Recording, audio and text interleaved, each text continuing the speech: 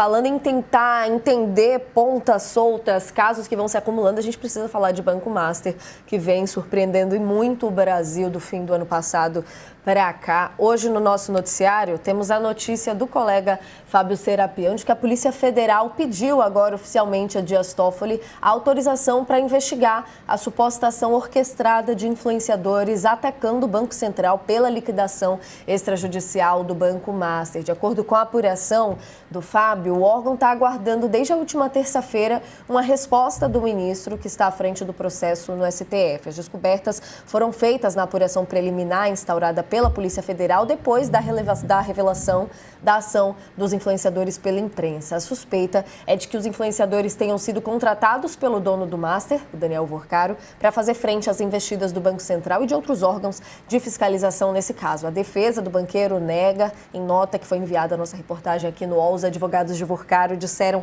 que os clientes deles não têm qualquer relação com a contratação e a difusão de fake news sobre o assunto, tampouco campanhas digitais de difamação contra autoridades públicas. Em uma outra medida relacionada também ao caso Master, Toffoli autorizou uma quebra de sigilos bancários importantes que a gente vai analisar por aqui, mas queria começar entendendo esse caso com você, professor Paulo, porque sabemos que dentro de toda a teia do caso Master que estamos vendo hoje, a atuação em torno da investigação do uso de influenciadores para se criar a imagem de vilão em torno dos órgãos que estão fiscalizando o caso e a defesa dos envolvidos nas supostas fraudes está muito forte, e a gente sabe também das decisões recentes do ministro Dias Toffoli que estão dando o que falar. Nesse momento agora, como podemos ver o avanço dessa parte da investigação no termo aí da opinião pública em torno do caso, né?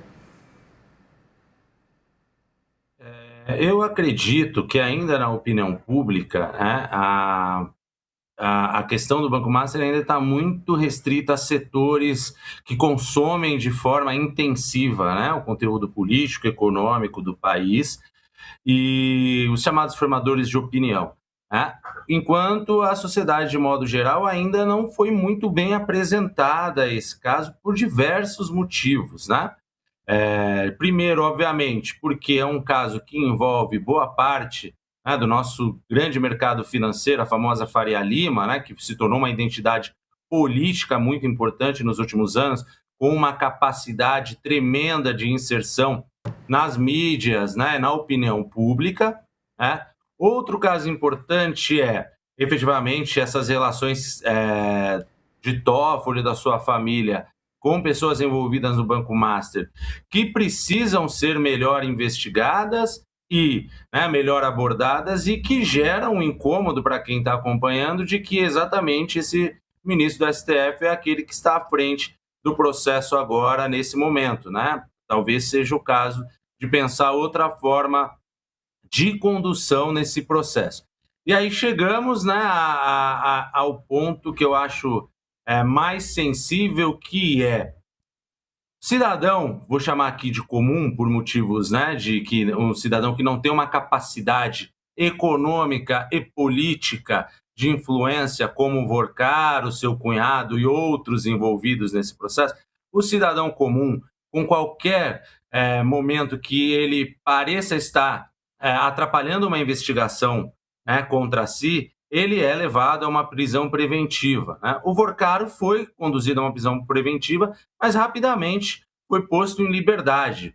Ora, já temos elementos suficientes, e acho que isso é importante apresentar na opinião pública, de que o Vorcaro pode estar tentando atrapalhar as investigações contra ele, contra o seu antigo banco que já está liquidado. Isso agora ainda vai, né, se estendendo, porque o REAG já também foi liquidado nesse processo, etc.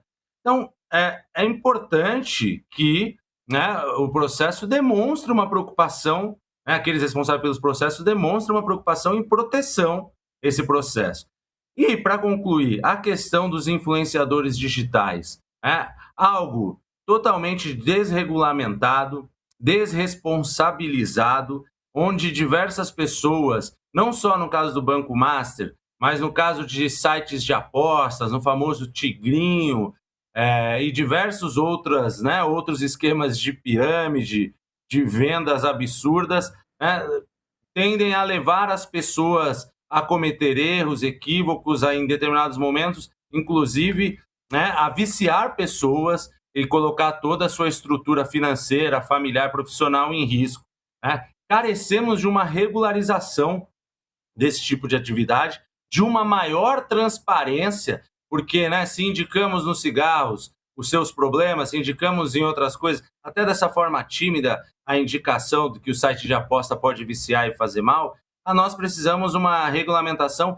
responsabilização desses influenciadores, responsabilização de quem contrata influenciadores para esse tipo de trabalho, né? E, obviamente, uma tentativa de publicização, de comunicação com a sociedade de modo geral, que elas entendam o tipo de conteúdo que elas estão consumindo e com maior, né, grau de informação do que aquilo significa, de que às vezes uma conversa de fato é uma propaganda velada para tentar influenciar essa pessoa nas tomadas de decisões da sua vida, ela possa se posicionar melhor com isso. Aí sim, nós teríamos também uma condição melhor de cobrar posicionamento de pessoas quando elas aderem ou defendem questões para lá de polêmicas na nossa sociedade. É um debate muito interessante esse, né, professor? A gente vê, inclusive, primeiras movimentações do governo na tentativa de regulamentar trabalhos de influenciador. É um debate longo, professor Fábio, mas a gente está vendo, claro, o Master sendo um exemplo disso, mas em outras esferas políticas, um avanço que está sendo lido por especialistas como, para além das fake news, ser a publi política, né? Não é o caso nem de se tentar fingir ser uma notícia, como nós vemos em notícias falsas, é todo um novo ramo que a gente vê aqui. E dentro do caso Master, ainda trazendo destaques da colega Serapião, muito da análise que ele fala que, com base nos achados na fase preliminar das operações, a Polícia Federal pediu formalmente a abertura desse inquérito ao ministro Dias Toffoli para não se atrasar um pouco isso, porque como se trata de uma investigação em meios digitais, os investigadores têm o medo de que a demora em iniciar uma apuração formal atrapalhe o caso, uma vez que esses dados estão em plataformas que podem ser apagadas. A Polícia Federal e Dias Toffoli, a gente sabe, como o professor já trazia, vem vivendo um momento de crise, mas queria muito te ouvir nesse recorte também do tempo dessa investigação, que a gente sabe está com ponta solta para todo lado, né? O mais preocupante é que essas pontas soltas não parecem pontas soltas ao acaso, né? Elas parecem pontas soltas que vão se soltando pela ação de diversos atores de maneira muito deliberada, né? De fato, há um desafio muito grande para o mundo político, não só com a questão das fake news, mas com com a criação de personas que teoricamente não são políticas, mas agem politicamente.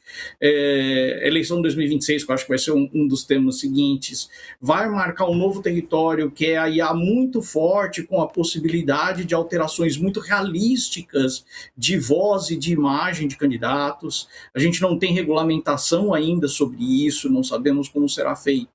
Então, essa é uma dimensão do Banco Master, né? Mas eu preferiria, acho que é um ponto importante a gente ficar atento, e é um risco adicional nessa questão toda do Banco Master, ou pelo menos dois riscos que eu gostaria de comentar.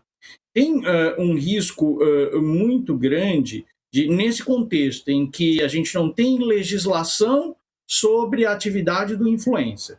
A gente tem pouca regulamentação política efetiva sobre como vão ser o uso de IA, o que é proibido, o que não pode, qual é o tempo efetivo até as medidas serem tomadas. E esse caso do Banco Master, ele pode ser apropriado para a criação daquilo que os especialistas chamam de guerra cultural, ou basicamente o argumento antissistêmico de que há grandes forças por trás do sistema político que impedem o cidadão de bem de prosperar. E nesse momento do tempo histórico que a gente vive, esse argumento é muito encapsulado pelos atores da extrema-direita, né? O único porém, e o caso do Banco Master me desperta esse receio, o único porém que eu tenho é que os tentáculos do Banco Master parecem ter cobrido os diferentes atores do espectro político, né? Não só exclusivamente atores que estão mais aliados ao governo e que, portanto, seriam mais à esquerda.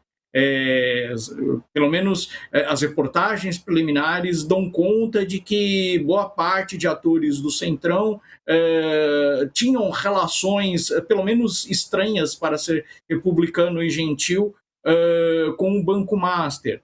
Há dúvidas, há necessidade de esclarecimento sobre as relações de familiares do ministro Dias Toffoli com atores importantes do Banco Master. Então, um primeiro ponto que eu quero destacar, e que eu acho que é uma dificuldade adicional, é o quanto o caso do Banco Master vai realimentar discursos antissistêmicos. Né? Esse é um ponto importante. E tem um segundo ponto, que era uma coisa que há algum tempo a gente não via. Né?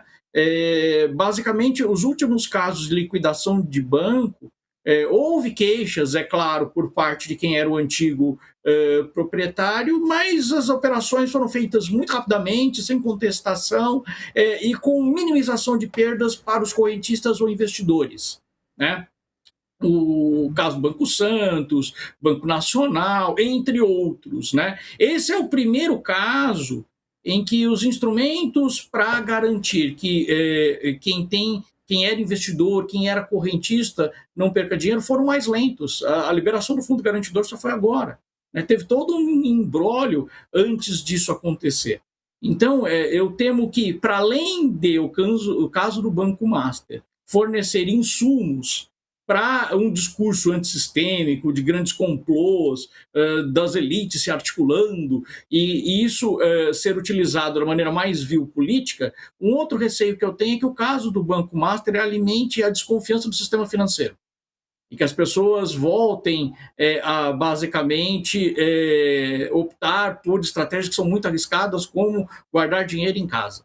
Né? Então, eu acredito que o caso do Banco Master tem esses dois pontos que merecem a atenção. Como é que os grupos políticos nas eleições vão se apropriar dele e, basicamente, a questão da desconfiança que ele pode gerar em torno das instituições econômicas.